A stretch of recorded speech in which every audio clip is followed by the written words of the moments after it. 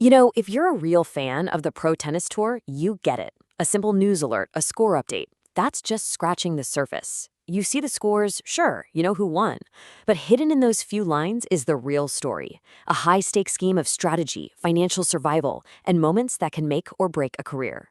Today, we're pulling back the curtain on that hidden game. Okay, so here it is. This is what we're looking at. A pretty standard score update. Zhang Shuai gets a solid win in Merida.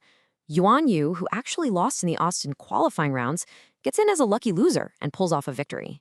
I mean, on the surface, it's just another day at the office for the WTA Tour. But if you just scrolled past this on your phone, you missed like 90% of the story. So what is that story? Well, it's about the brutal, cold, hard math that dictates a player's entire year, their schedule, their bank account, and their future. We're going to go inside the strategic mind of a pro and see what separates the players who thrive from the ones who are just trying to hang on. Let's get into it. All right, so here's the game plan. First, we'll talk about why it's more than just a score, and then we'll break down what I call the mid-tier survival calculus. From there, we'll get into the player dynamics, the hunters, the hunted, and the strategists. Then we'll cover the amazing lucky loser second chance and see how it can lead to a life-changing phone call. And finally, I'll show you exactly how to read a tennis report like you're part of the team. So let's start with that survival calculus. You got to understand, for any player ranked outside, say, the top 30, the entire season is a chess match. And the most important battlegrounds, they're often these WTA 500 events, just like the one in Merida. But why this specific tournament level? What's so special about them? All right, check this out, because this is where the math gets really interesting. If you're ranked, let's say, 70th in the world, and you go to a Grand Slam, chances are you're losing in round one. Yeah, you'll get some ranking points and just enough prize money to cover your team's flights and hotels. It's not a way to get ahead. But at a WTA 500, this is where it gets good. The very top players often pull out. They're trying to manage their schedules, to peak for the slams and the big thousands. And that creates a power vacuum. Suddenly, the ranking points are huge for the taking, the prize money is serious, and the draw is actually winnable. For a player on the rise, this is the absolute gold mine. And if you really want to understand the world they are fighting to escape, this one detail says it all. The ITF circuit, that's the level right below the main tour, it's a whole different universe. Zhang Shuai, a player who's won multiple Grand Slam doubles titles, was literally seen practicing under a bridge because there weren't proper facilities. That is the grim reality you are trying to out-earn and outrank every single week. So this system, it creates these really distinct roles. You're either hunting for points, you're being hunted because of the points you already have, or you're a clever strategist who knows exactly which battlefields give you the best shot to win. In Merida, Emma Navarro isn't just the number 2 seed. She's the defending champion, and that means she is the hunted. She walks out onto that court with a giant target on her back because she has absolutely everything to lose. 499, that is the colossal number of ranking points Navarro has to defend from winning here last year. See, in tennis, you don't really own your points. You just rent them for a year, and when that year is up, you have to earn them all over again. If she loses her first match, poof, those 499 points just vanish. Her ranking could plummet 15, maybe even 20 spots. And that starts this vicious cycle where she'll face tougher players earlier in the bigger tournaments. And get this, her opponent, Zhang Shuai, is the absolute perfect hunter for this exact situation. She's already beaten Navarro twice. And that's no accident. It's because her aggressive first-strike tennis is a tactical nightmare for Navarro's game.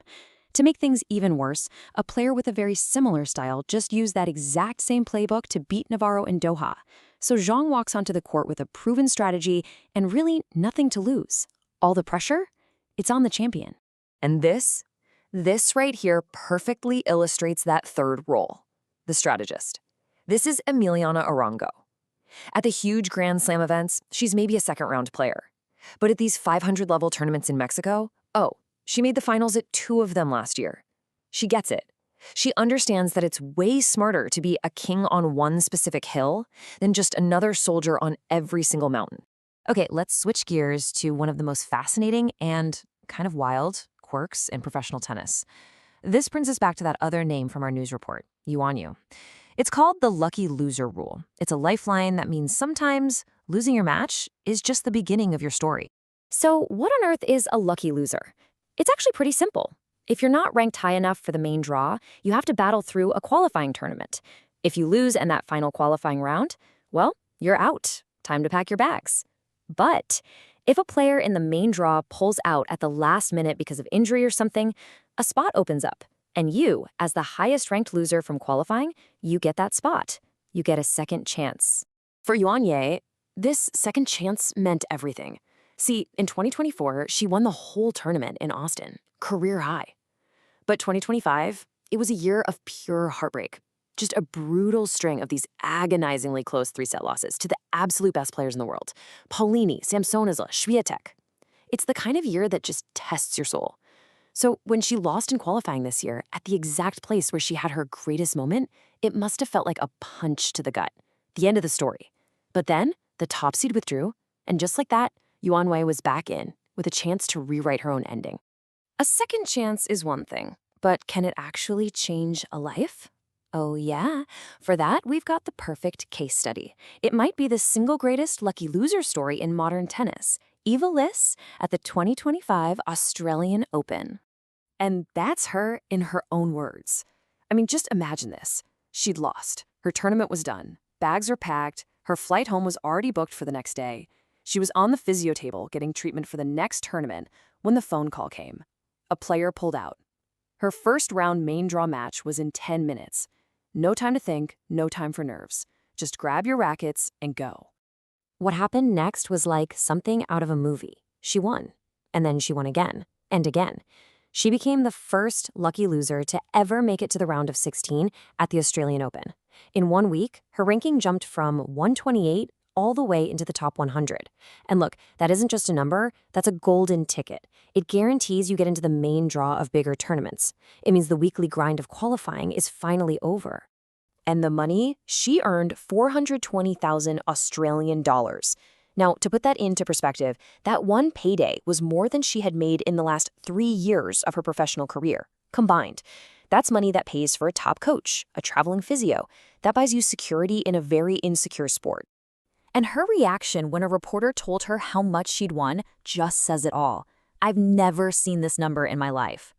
The pure shock, the raw emotion, that is the power of a second chance. That is the life-altering dream that every single player grinding it out in the qualifying rounds is chasing. So, with all of this now, the math, the pressure, the incredible luck, let's go back to where we started. Let's read that news report one more time, but now let's do it like an insider. Zhang Shuai's 6-2, 6-1 win, that isn't just a dominant scoreline anymore. It's a savvy veteran executing a perfect hunt in that points mine we talked about, a win that could totally reshape her season. And Yuan's victory? It's not just a comeback. It's a player seizing a miraculous second chance, staring down 3 match points, and finally rewriting the story of a year that was filled with so many crushing almosts. Because that's the real story in professional tennis, isn't it? The beauty isn't just in the forehands and backhands, but in the choices, the pressure, the struggle, and the incredible resilience behind it all. The score tells you who won the match. But now you know how to look a little deeper and ask the more important question: who survived?